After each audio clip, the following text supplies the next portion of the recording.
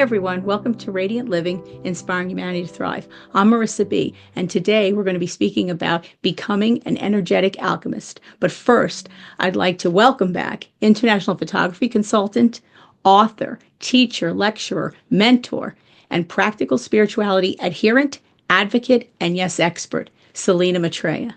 Thank you so much for coming today, Selina, coming back to speak to the audience. Well, thank you. I'm happy to be here.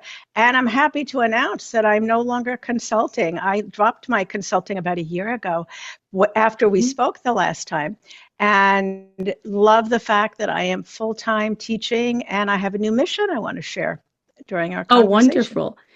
Oh, wonderful. Yeah. Oh, please feel free to. The first thing I would like to get started, I want to first of all ask, what exactly is alchemy? Hi, everyone. Marisa B here from Radiant Living. If you like what we're doing and want to keep the conversations going, please like and subscribe and hit the notification bell so you know every time we upload a video. Thank you. Well, that's a great question. Alchemy is a science, and it's the science of being able to transform one entity into another. You know, years ago, and I'm not an expert on alchemy. I'll tell you how this all came about. But years ago, alchemists were magical people who had the capability and the skill to turn coal into diamonds, to change the state of a physical object into another state. And when I was speaking with Source, because I'm connected 24/7, they kind of took me to task a couple of months ago. And they said, you know, what you're not talking about is how the process of raising your frequency by transforming your life is actually energetic alchemy. They explained that years ago, alchemists were changing physical states of items. And they did that at the time because the level of consciousness on the planet was at a place where changing the state of the things in the third dimensional world were important. But they said that every generation that moves forward has the opportunity to be more conscious than the generation before because the collective changes consciousness as more people come to light. And so they said now it's not about changing the state of an item in the third dimensional world, but it's the opportunity to change our frequency when we're in low frequency, when we're in egoic frequency, into heart-centered frequency, into love.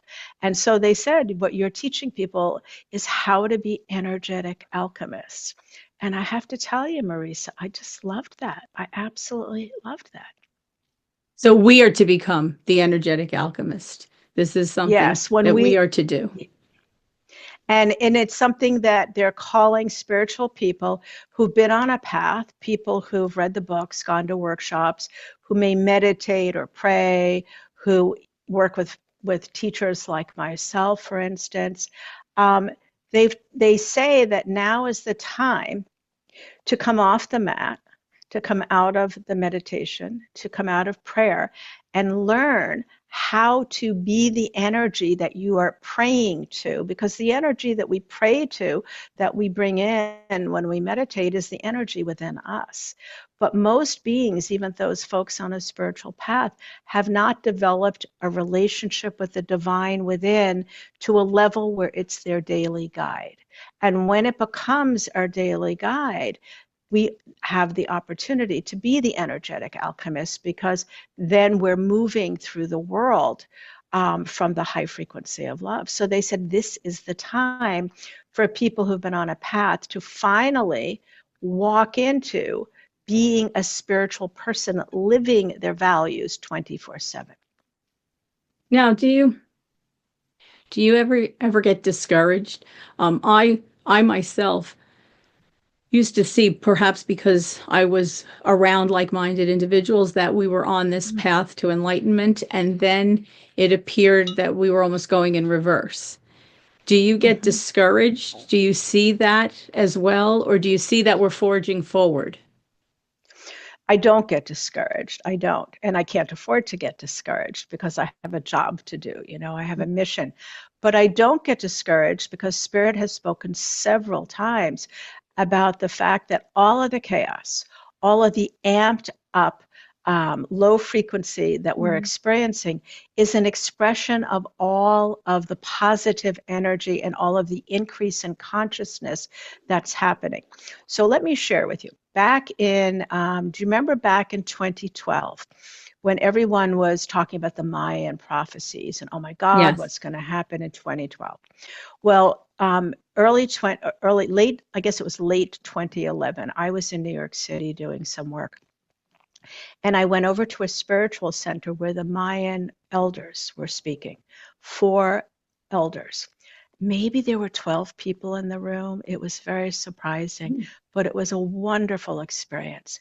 And they were there to talk about 2012 and the purpose of 2012. And they said all the fear and all the worry is pointless. 2012 wasn't about things falling apart. It was actually going to be the first time in the history of our physicality where there would be more conscious people on our planet than ever before.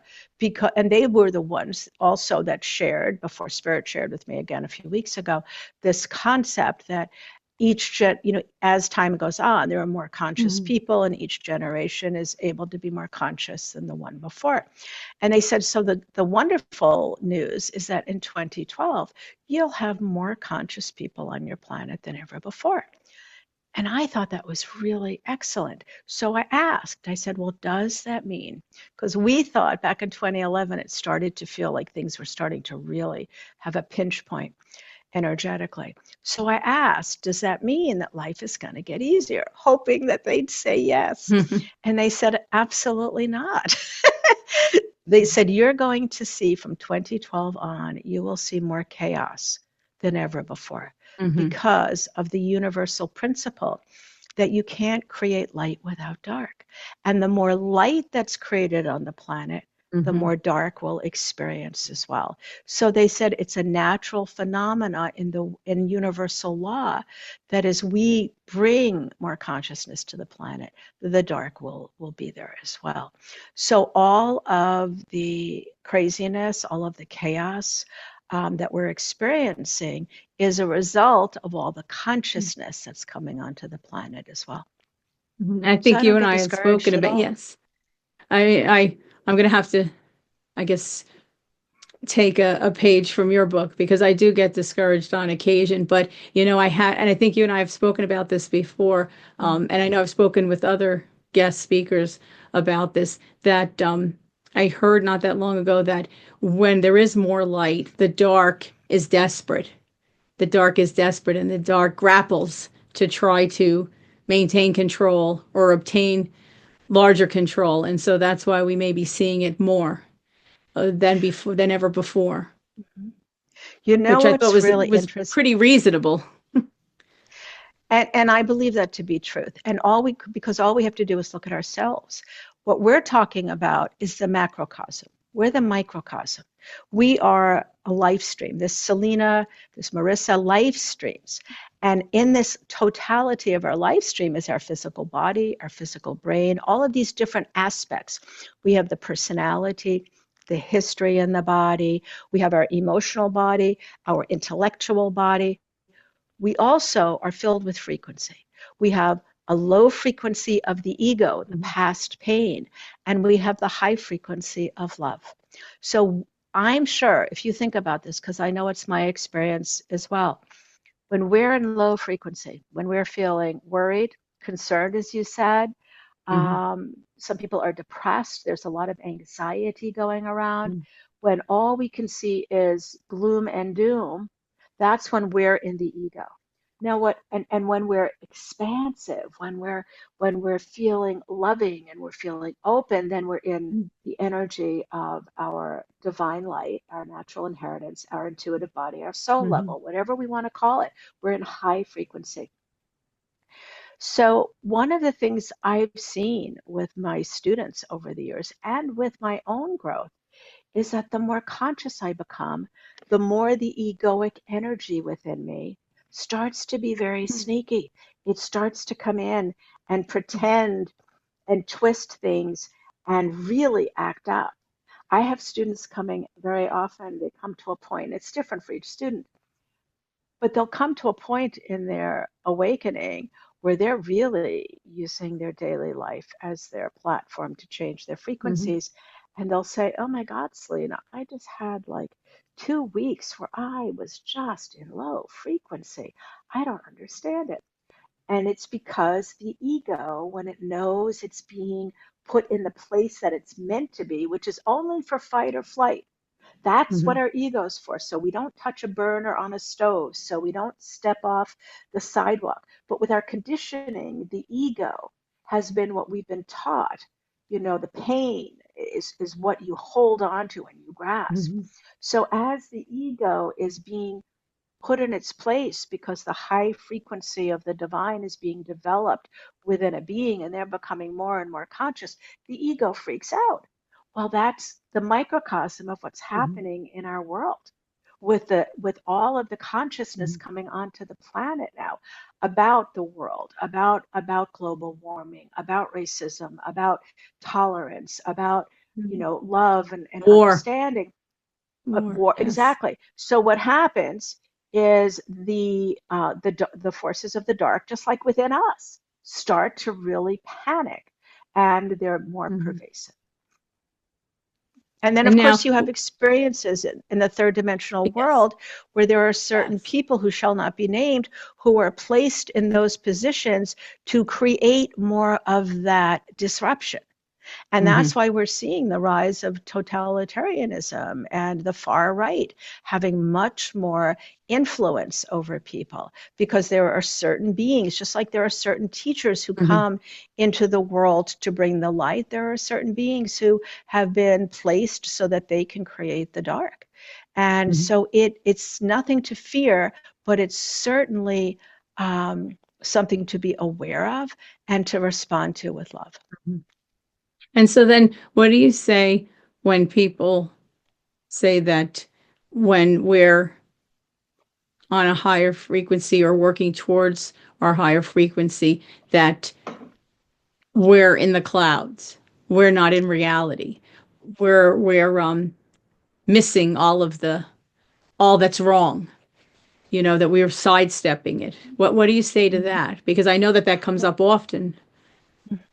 Yeah, well, my response would be I choose to know what's happening in the world, and then I choose and I discern very carefully the people, the information, the situations, and the energies that I bring into my consciousness and my world, because there's no reason that I have to live within the energies of the dark. That's not what informs me. What informs me is to be in the world of the third dimension, but to be in the world of the third dimension from the frequencies of the divine, of who I truly am. So I'm very aware of what's going on. It's the choices I make. And as Viktor Frankl said, when everything is taken away from humans, the last gift is the choice of how we wish to respond to that lack. Right. So we always have choice. And that choice is a divine gift that I value. And one that we want to walk with, right? We want to walk within the light. Absolutely. So it's not negating what's going on, right? It's not negating what's going on. It's just choosing to rise above it. Yes, and one of the most profound spiritual truths that I love, and I think we talked about this truth the last time, is we are our energy, and what we are our attention. Let's use that word. We are our attention, and what we put our attention on grows. So if I am watching what's happening in the world and I get upset about it and I'm getting activated over it, I'm putting my attention on that and I'm actually giving it more power. I'm actually adding to that difficulty because I'm putting my attention on it and it's growing. If I put my attention on it and I notice it and I respond to what I'm seeing by sitting down and taking time out of my life to visualize the world in a better place, to put energy of love to people who it's not being granted to at this point. If I see people becoming more peaceful and I feel that energetically, then that's my job. That's my energetic response, because then I'm creating more of that. So I want to see what's happening so I can respond to it energetically from higher frequencies, because that's how we not battle, but that's how we create more light. Yes. Yeah. Well said. Well said. So what would be the first step? So say one wants to step into being an energetic alchemist. What's really the first step? Because I'm sure that there are many people who feel that they want to do something. They want to walk in the light. They want to be a part of that, but they're really not sure where to start. What would you say to them? Yeah, that's a wonderful question, and I'm so glad you gave us that opportunity to discuss that. The first step is observation of yourself, because the work is to change our frequency when we're in that low frequency state that we just spoke of, to change it into high frequency. And while people would love to do that, they don't understand the steps. So step one, be aware of your state. Now, most of us, even spiritual students, just go through the day, and we just go through the day and do. But when we are witnessing as we be, which is something that is cultivated and learned over time, we are then able to watch ourselves, the totality of who we are, as we move through the world. So it's almost as if instead of being the play, you're sitting in the audience and you're watching it unfold as it unfolds. And it sounds a little mysterious, but once people get the hang of it, it's really quite easy to do. But it takes a while. So the first practice that I would recommend if somebody wants to learn, well, how do I even start to witness as I move, is what I would do is for a period of a month. When you get up in the morning before you leave for the day, check out your calendar, look at what your obligations are, and set your phone for 2 times, maybe late morning and late afternoon. And when the alarm, set an alarm, and when the alarm goes off, all you're doing is stopping and checking in. What is my energetic state? Am I calm? Am I at peace? Or am I really rattled? Am I feeling depressed? And just note it and go back into your world. You're not changing anything. You're not shifting. You're just noticing. You're also, Marisa, not judging yourself. You're not having an opinion about what you see. You're just observing. And you go back into your day and do that at the end of the day. If you do this for a month, you're training your life stream to be aware of your frequencies. So this is the first step you can take, and then start noticing as you're moving through your day. Do you see that there's like a little space within you when maybe a coworker comes and in a harsh tone gives you a direction, where before you might have been really reactive. Now you're just sitting and experiencing what's happening, but not having an automatic emotional response. That's creating a space. And when we create a space between a situation, a moment that's arisen, and our response to it, we have this room to choose, to make a choice. Because when somebody does something and we just respond right away, we're reactive. There's no choice there. You're just reacting from the emotional body. But when you're observing and you're listening and observing and breathing, you've got space and you can choose a response of love. So the first step is to be aware of how you be as you do. As you move through your life, you want to build in this talent of being aware of what state you're holding. Because if we're not aware of what state we're holding, we don't know when we need to choose. I apologize, the sun's coming in. Is that a little much for you? Oh, no, that's fine. Turn this. No, Okay. it's fine. No, it's fine. Great. Yeah. I'm assuming that if we do that, we also become more aware. As we're observing, we become more aware of our actions not just the reactions we may have, but our actions towards others. Because there may be times where we have been the other way. We have not been reactionary, but we have actually been the individual who maybe has snapped or spoken harshly or wasn't fair. And I'm assuming that to observe, you want to observe at all levels what you're doing. That's a Well, good thing to do, to check in. absolutely, because let's look at what's happening. When you are observing, you are in your high frequency. Our soul level, the high frequency within, is the only aspect of our being that can witness the other areas of the other aspects of our life stream. The ego is so of itself, it sees nothing but itself. The personality is just a collection of different traits. There's no seeing there. The history in the body is just a collection of experiences. The physicality has no opportunity to do anything but be a body, and the brain's job, according to science, is not to create a new, which is what an observation would create, a new thing, because you've seen it. The brain responds to what it recognizes, that which it knows, and creates structure. And the brain recognizes frequency. So the structure the brain then creates are thoughts and emotions. So the highest knowing within us, our intuitive body, is the only aspect of our life stream that can watch the other aspects. And so when you're in observation, you're already in high frequency. And that's what builds our consciousness, is the choice to be in high frequency, because consciousness is like a muscle. And we talked about this as well, that when we want to build our physical body, we have to put time and attention and the right instrument, putting weight on it, a free weight perhaps. And that's what we do. And over time, our muscle grows. If we just look at the free weight sitting on the floor, it does nothing. And our consciousness is a muscle. So each time we engage the high consciousness in observation, in response, we're building our own personal frequency. And over time, the people, the situations that really kind of triggered us, is a good word, no longer do.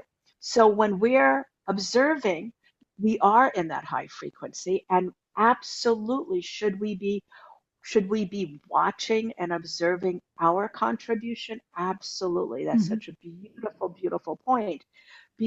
And it's a natural thing that happens, because you can't be in observation of the situation of which you are a part of without seeing your own piece in the puzzle.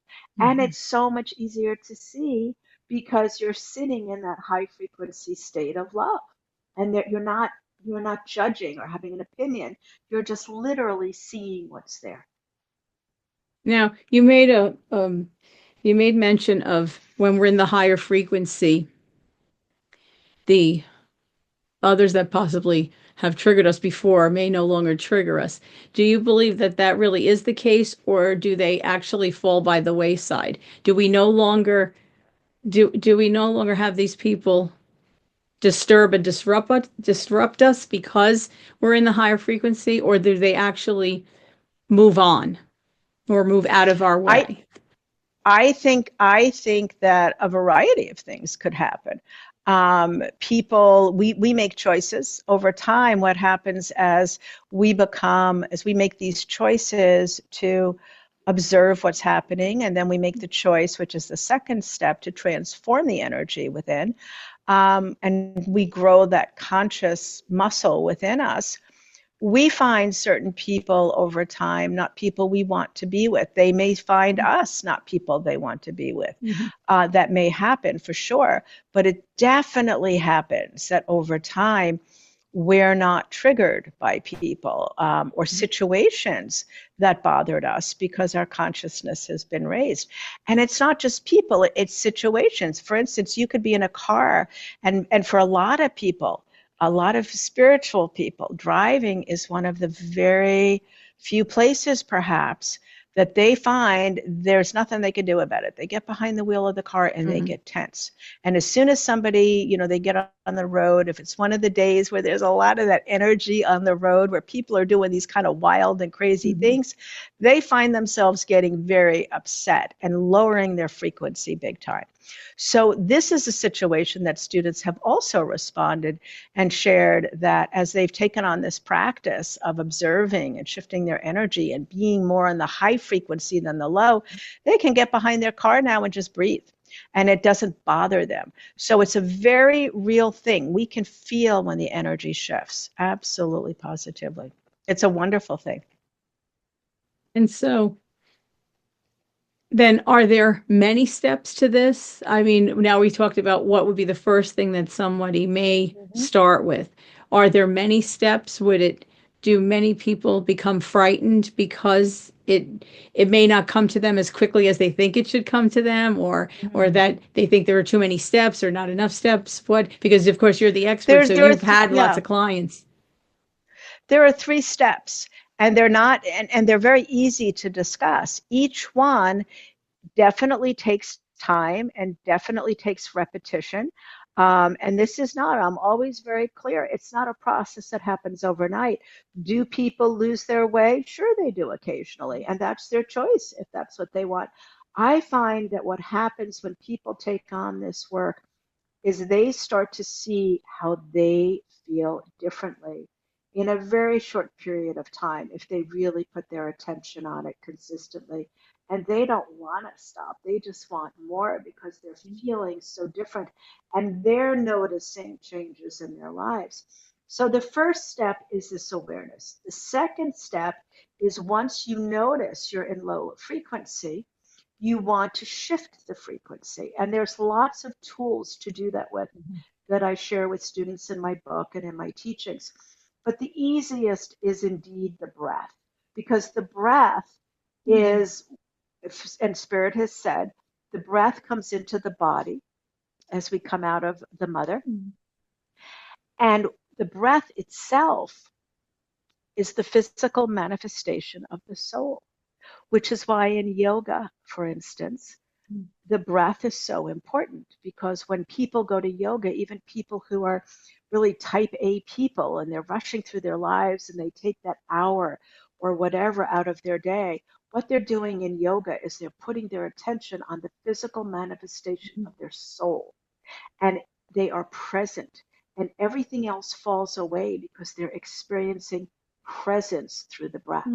So the breath is the tool we use that is so easy.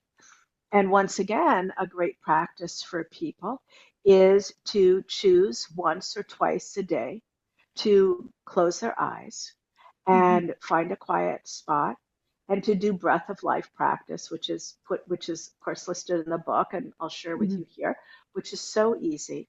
And it's literally breathing in and out through the nose with the lips gently sealed, so that we're breathing in and we're alerting the parasympathetic nervous system, which is the fight flight, which is all that aspect of our physicality, to chill out and to quiet.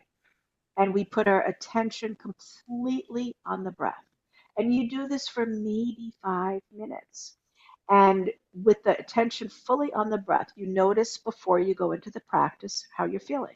Perhaps once again, you could set an alarm on your clock. And maybe when your alarm went off, you're at work and you're finding a spot in the hallway or you're closing the door of your office and you're just breathing, but you want to note first how you feel. And you're noticing when you take a look at, I have been rushing and it's so hard for I'm trying to breathe, but these thoughts are going through my mind over and over and over. So maybe you do this for a little more so that the thoughts can slow down. And then you do your breaths, and you do them 5 minutes, as long as you'd like, but 5 is minimum. You could do it for 5 minutes, and you come out, and then you notice how you feel. And I've not had anybody not be shifted from this practice into a calmer way of being.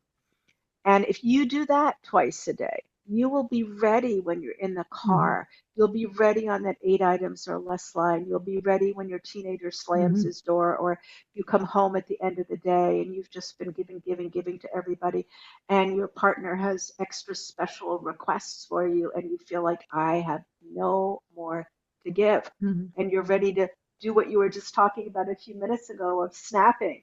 Instead of Mhm. snapping, you go into breath of life for 5 minutes. I used to do this when I was a single parent. My two boys were teenagers, and I had a consulting business, very busy out of the house. And I would work all day. As soon as they went off, I was working all day. And then they'd come Mhm. home. I was still working. And then it was time to cook dinner because I cooked dinner every night.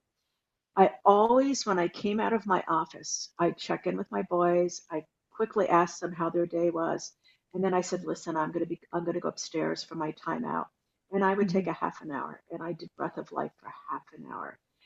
And then I'd come down and be with the Mhm. family because I had nothing to give until I did that. So breath Right. of life is a great transformational process.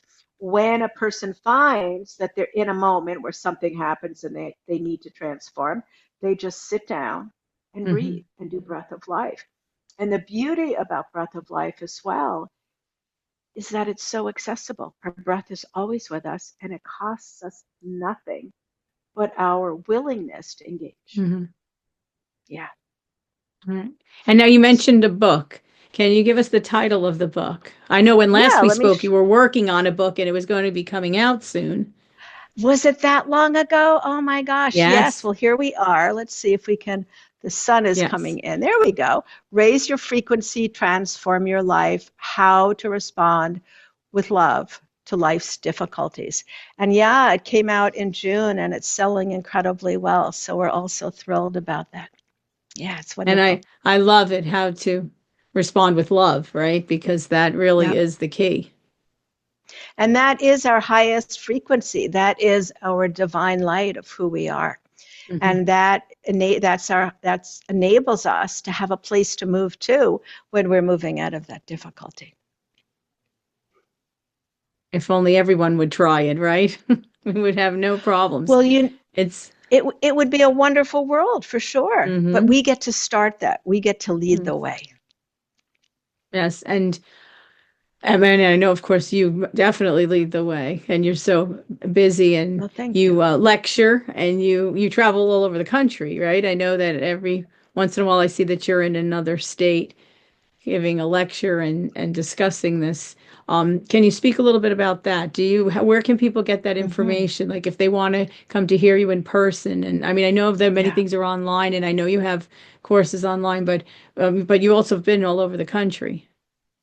Yeah, thank you. Well, I am in Massachusetts, and I was given last April, right before the book came out, Spirit gave me a very clear direction that it wasn't just a book that was coming out, that the book was the doorway for the Mhm. mission that they were giving me. And the mission is to take this work, to teach people, because we are at that push point, as you were saying, Mhm. where there is so much chaos happening. And that this is very practical and very available once people understand how to take the steps and use how to transform their energy. And it's so important. They said that I was to take this work to spiritual centers across the Mhm. country. And they said that some spiritual centers were having a difficult time getting people back in chairs after COVID, Yes. and that I was to offer an all-day workshop to create with them, an all-day workshop to Mhm. create with spirit, and then offer this to spiritual centers that I would research and introduce Mhm. myself to for free, that this would be for them an opportunity to share this information with their community, but also be a fundraiser for them, which Mhm. I loved because I love synchronicity. I love win-win. I love when we all work together to Mhm. achieve something greater than the individual components of who we are. So I started researching spiritual centers and literally calling cold to some, writing letters, introducing my mission, introducing the book, introducing the teachings. Last June, we did our first workshop at the Hope Interfaith Center in Mankato, raised a bunch of money for them. We had 18 people. The workshop is only open to 20. It's called Raise Your Frequency, Transform Your Life, just like the book. It's based on the teachings in the book. We had 18 people there who were totally engaged, said it was life-changing. So we educated the community. We had a night before for people who perhaps couldn't come to the workshop but wanted to learn. And I did a reading from the book and took them through a practice so that they could learn how to change their frequency. So the idea is there's an evening before for the community as a community event that is free of charge so that people, no matter what their financial standing is, can benefit. There's the workshop for people who want to take the deeper dive. And then there's the opportunity for the spiritual center to have a financial gift as well. And then I follow up with each of the students that came to the workshop to see what their next step will be. Because, you know, Marissa, I'm sure you've been to a lot of workshops, and so have I. And we come out of them so excited if it's a great workshop, but then you go, well, what do I do now? What's my next step? Right. I don't know what to do with all this material that I just have. And it's so important for us to integrate it within the physicality of who we are in order to be able to use it. So I follow up with each student, and part of that call is, you know, this is what I do as a teacher. Are you interested in moving further? So that I'm brought in on the end of the process for my piece of reciprocity. And I loved this idea. So I've been working with the Universal Spirit Center in San Diego for the last 8 months, doing podcast interviews every month to introduce the material to the community. And I'm going out there in March for a week. I'll be delivering a Sunday teaching. I'll be doing a live podcast, our last one live. We'll have the evening the night before the workshop, which will be the celebration of consciousness. And then we'll have the all-day workshop. So that is the 7th through the 15th at the Universal Spirit Center. I'm in touch with 2 other centers now, one here in Massachusetts, Common Street, and then in Minnesota, back in Minneapolis, working on a presentation for May. So if anybody's listening and you're a leader of a spiritual center or church, or you belong to a center or church and you'd love to see this material there, be in touch with me and I'd love to speak with you. Yeah, so I'll definitely put all that information in the description. And I'd like to find out where we can get the book, because I'm sure you have it online, right? Because I know you have a website. So I'm sure that people can actually, can they go there, or do they have to go somewhere else to get the book? Well, no. It was published by Inner Traditions, which is a major publisher. So they have thousands of titles. They've been around for 30 years. So it's a published book. You can go on Amazon. You can go to almost any bookstore. I've done a lot of book signings at Amazon, at Barnes and Nobles, for instance. I've done book signings all over the country, and it's on Amazon and most bookstores. You can go to my website, which is Practical Spirituality with Selina, SELINA.com. And the book will be there, and there'll be a direct link to Amazon.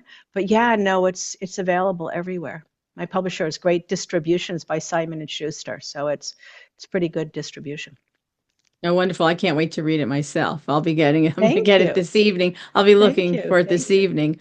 I do. Now, you mentioned practical spirituality, and I know we spoke about this before, but I would hope that you would explain a little bit to the audience, because you do, in fact, live practical spirituality. So could you explain a little bit about that?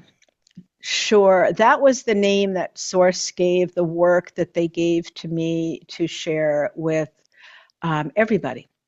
And practical spirituality speaks to the use of the diversity, of the difficulty, the chaos in our life as the transformational tool that takes us to peace. So practical spirituality is living in a world where we are in awareness, where we're moving through our life, knowing how we be as we move. Practical spirituality and living our values is choosing, when we notice that we are in low frequency, to shift into higher frequency. It's all about being reintroduced to the divine of who we are, and growing that relationship greatly. Each time we shift our frequency, we expand that relationship with the divine within, to a point where over time our ego settles in and becomes the fight or flight announcement it's meant to. The emotional body becomes an alert system to let us know that we're out of alignment with the energy of love. Our thinking mind puts into place the steps we need to take after the divine within has given us guidance. So we're conditioned to think that we're our brain and our emotional body. And most people listening now use their brain and their emotional body and their ego as their directional compasses. If you're fearful of something, that's what's going to tell you to stop. The emotional body is going to alert you that the ego has just come in and said, this is a problem. The thinking brain then goes over it over and over and over. Somebody comes into, your life and it's a good friend and they have something harsh to say, your emotional body immediately responds. Your thinking mind goes crazy. Your ego is like thrown. But what we want to do is we want the highest knowing to be our guide, because that is the wisest part of our life stream. So practical spirituality is the study, but the practice, the real active practice of building a relationship with the divine within us. So the divine becomes the guide. The divine is our GPS 24/7. And the thinking mind puts in the steps of the divine. The emotional body lets us know when we're out of alignment with it. And the ego just hangs out for the very few times it's ever needed. So yes, and I do live that way. Yes. And I've cultivated my life that way. And my life has never been better. It is a very deep and rich life. We become less emotionally centered. We're certainly not at all egoically centered. Do I get frustrated? Do I have times in my life where I'm irritated? Of course I do. But what happens is I'm immediately aware of it. And I'd shift it immediately and it's gone. So when we learn anything, like when I started yoga, like 30 years ago, I wanted to start yoga and I thought, oh, everybody was raving about it. And when I started doing it, it was the most uncomfortable thing for me. It was awkward. I couldn't get my body to do things. I couldn't get the breath right. I couldn't coordinate anything. But I stuck with it. And over time, now it's just my everyday practice. And I love it. And it's so valuable. And it's the same thing with this work. At first, it feels a little awkward. You have to be aware. You have to watch how you are. You have to choose in the midst of an emotional surge, you have to choose to change your frequency. That doesn't happen overnight. It takes a while of trying it before it happens. But then, just like yoga, over time, it becomes as easy as breath. And I don't even think about it now. I notice my body's out of whack. I don't try to think about why or what happened. I don't go into the stories because that creates more of that. I just notice it and I use one of the many practices and I transform. And then I move on. And I may do that because several it's times better, a day. Right? I mean, it's better. Well, I mean, when you think about it, if it's a little bit of effort to be to do a world of good, really. I mean, it's not anything that's absolutely. harmful. It's certainly No. not harmful to us. In fact, it makes us feel better and move forward. Well, it has so many different, you're absolutely right. Once you start to get the experience, once you have the experience of shifting your energy, it's exciting. Who wouldn't want to be crabby one minute and in neutral the next? Who wouldn't want to be able to listen to something that you've done wrong and be able to hear that, because then perhaps there's something for you to learn that you can shift and move forward? Who doesn't want to get rid of monkey mind? Who doesn't want to get rid of stress in their life? Everybody wants to do that. But does everybody want to make the effort it takes? No. It's just like many people would like to be thinner or more fit. They want to be able to run a marathon, perhaps. They want to be able to have a partner, perhaps. They want to have children. They want to have a certain lifestyle that they may not have now. Everything in third dimensional world takes effort. That's part of the third dimensional world. But when we really truly want something, we put the effort behind it. And consciousness, oh my God, it's such a beautiful place to be when you have love in your heart and you don't have hate. We all know that hate takes up a heck of a lot more energy than love does. Yes. And when we're able to walk in this energy, which is a very real possibility and a very real actuality, we then build the foundation to be able to manifest what we're looking for in life. Because we can't manifest. Manifestation is a creative act. And creativity never is available to us when we're living in low frequency. Because creativity is a form of love. It's a form of high frequency energy. So you can't manifest your life, and you certainly won't have the energy within you to hold whatever you're manifesting unless you're already well practiced in the high frequency of love. So now, where do you go from here? Where, I mean, you check in with your guides, spirits telling you that you have a mission. Where do you go from here now? Me personally, or in this process? Yeah. So I just keep doing what I'm doing. I have students I am teaching one-on-one, and if people want to work with me, they can go to my website and they can send me an email and say, "Hey, listen, I want to talk with you." And I'll set up a free appointment to discuss where you are in your path, share more about the work, and we'll see if we're meant to work with each other. So working one-on-one with students is something I absolutely love. I have a master class, a group that I work with. I'm working on a work study group around the book where we meet 10 times a year. And each month, this group of 8, and I have people from all over the world on this call. I like to keep my groups very small. I love the interaction that happens in small groups, and I love the bonding that happens.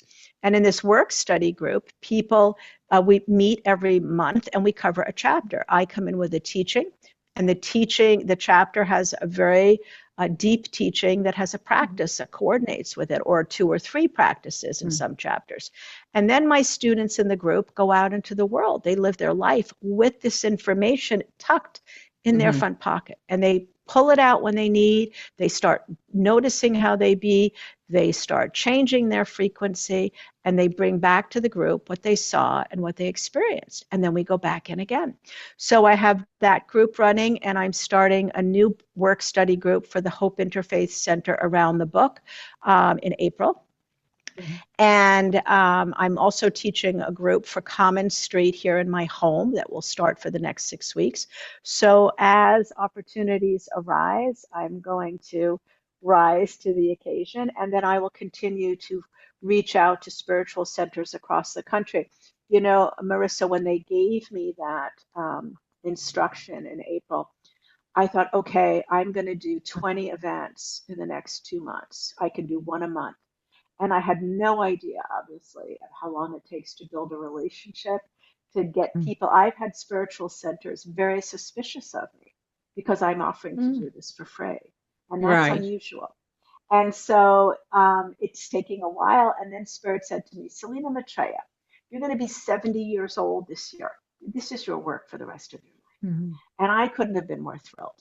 So it relieved the pressure. I'm going to just, as the relationships develop, we will see if the workshop weekend is for their center, and we'll move on from there. So I'm just so excited that, you know, I'm able, now that I'm through the brain injury recovery pretty much, I'm able to live a life, and I'm able to share this work. I love that the book is out and that's accessible to people, because I'm very committed to helping people respond to difficulty from love, because then they become that energy, and then the field of oneness is filled with that instead of all the difficulty that we talked about earlier. Now, can we find all this information on your website? a calendar of events. Yes. Perhaps if people want to physically say go to hear you somewhere or join one of your groups. So that's all there Yes. that they can see. Yes, on my website is a work with me section that has all the different services I offer listed. We also do, when people sign up to my list, I do send out a monthly newsletter that is filled with information. But I also have community events for free. I have over 24 free meditations this year, from chakra cleanse meditations to hallways of our life, where we get to proclaim our wishes to the divine. We do transmission meditation twice a month, which is a meditation where we gather to meditate for 45 minutes, and we call in the master energy that overshadows us, and they come and they share energy with us and take a part of the energy of our high frequency energy into places in the world where it's needed. So we do that twice a month, and they're all free. So there's And are these community online? events. Online or We in do person or both? No, we do these on Zoom. So because we have people coming from the Canary Islands, from Yes. Belgium, all over the world. So if you sign up on my website, you can just sign up for my newsletter, and you'll be getting in the newsletter. You'll find out what's available that month, and you can sign up for that particular community event. That's there. So on the website, you can do that. But also, there is a blog section where I share a lot of deep information for free, obviously.